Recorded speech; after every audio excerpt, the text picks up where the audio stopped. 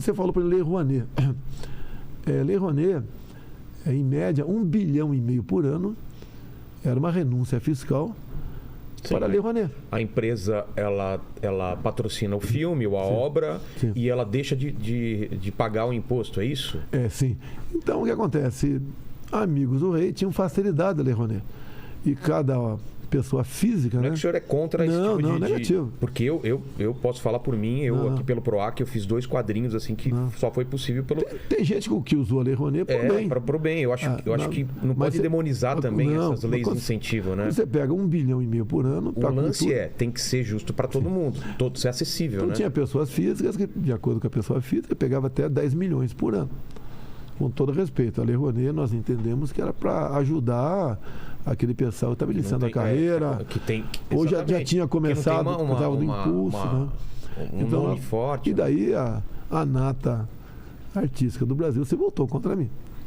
Mas vencemos esse assunto, tocamos o barco. Em 2019 fizemos muita coisa boa, como por exemplo a Lei da Liberdade Econômica. O que é isso aí? É muita coisa que foi desburocratizada, desregulamentada. Você não precisa de tanto carimbo, né? Tantas autorizações. Você pode ver. Você queria, por exemplo, abrir aqui um salão de beleza, uma pequena oficina, uma pequena pizzaria. Você entrava com o pedido de alvará na prefeitura, e a prefeitura levava, por vezes, meses, anos, e você ficava ali marcando o passo, né? O que nós fizemos com essa lei com essa lei de liberdade econômica? Se em 30 dias a prefeitura não te responder, você pode abrir teu negócio. Então isso potencializou aí o empreendedor, né?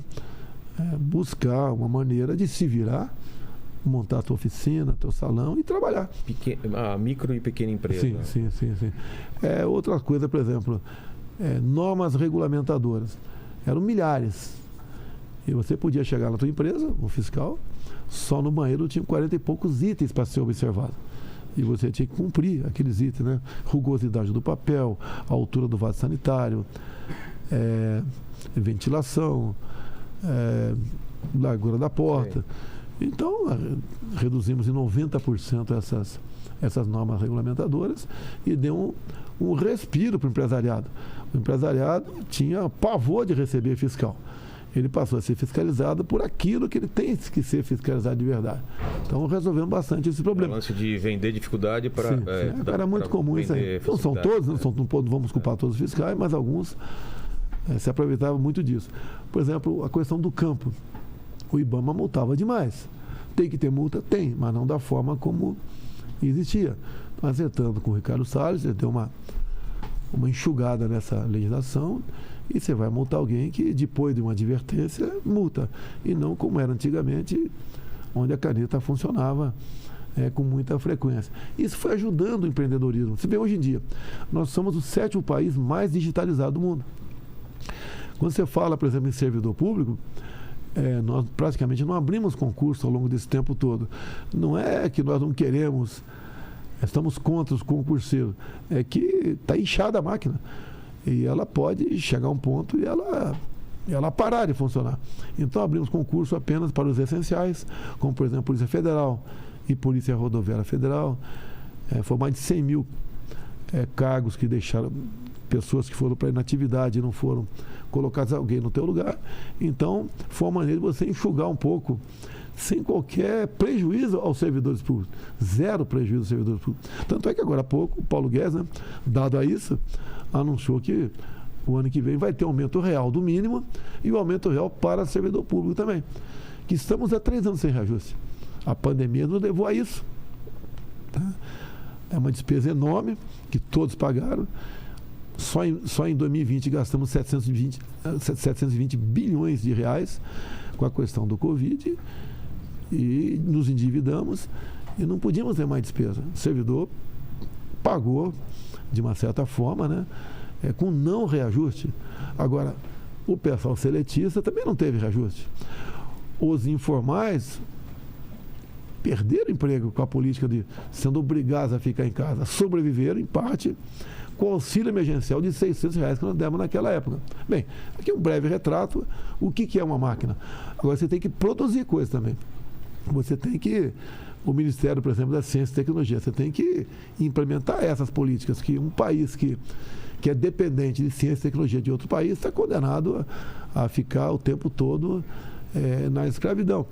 Você pode ver só o Ministério das Minas e Energia. Como os ministérios se falam, e no passado havia competição entre eles, algumas ações, agora, por exemplo, hoje publicou uma portaria para regulamentar as eólicas offshore. O que é isso?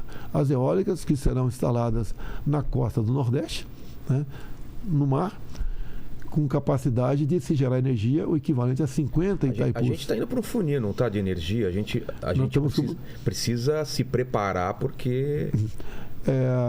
A construção de hidrelétricas parou. Até Belo Monte foi um desastre. E aí... Se fez a fio d'água, ela gera energia. Mas a eólica, a solar... Não está em pleno vapor. Está em pleno vapor. Vai conseguir... E o que foi feito? O estudo inicial sobre a constância de ventos, profundidade do mar.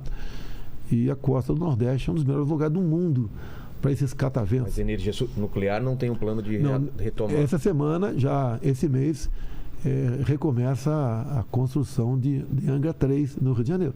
Estava parada há mais de 10 anos, a Angra 3 começa. Tá? Como disse essa semana, regulamentou-se a questão de você construir eólicas offshore. Quem vai construir? Iniciativa privada. Vários países estão interessados, porque dali será o hidrogênio verde. Né? E vai servir, quando você fala 50 vezes Itaipu é responsável por 14% da energia nossa aqui.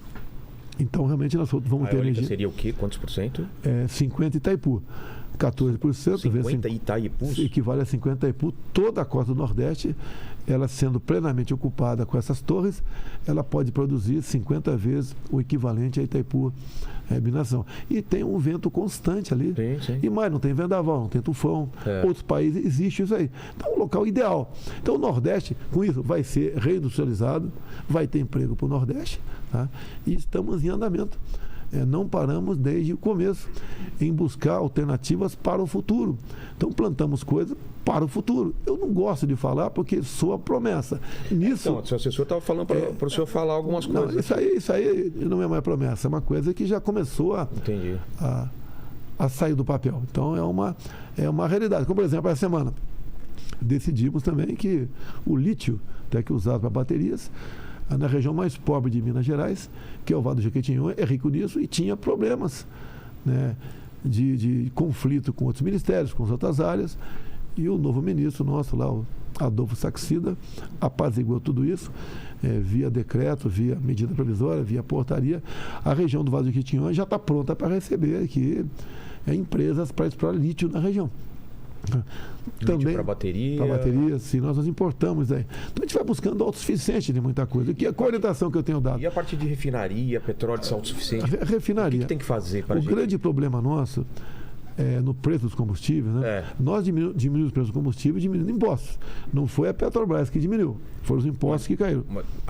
O senhor tem poder de fazer a Petrobras mexer nos preços? Não, apesar de eu ser... Como funciona? A Petrobras não é estatal. Então. Tem capital de fora ali. Nós participamos de conselhos, etc. Lá atrás, resolveu-se fazer, em 2004, fazer 3 refinarias no Brasil. Uma no Maranhão, uma em Pernambuco, no Rio de Janeiro. Época do PT.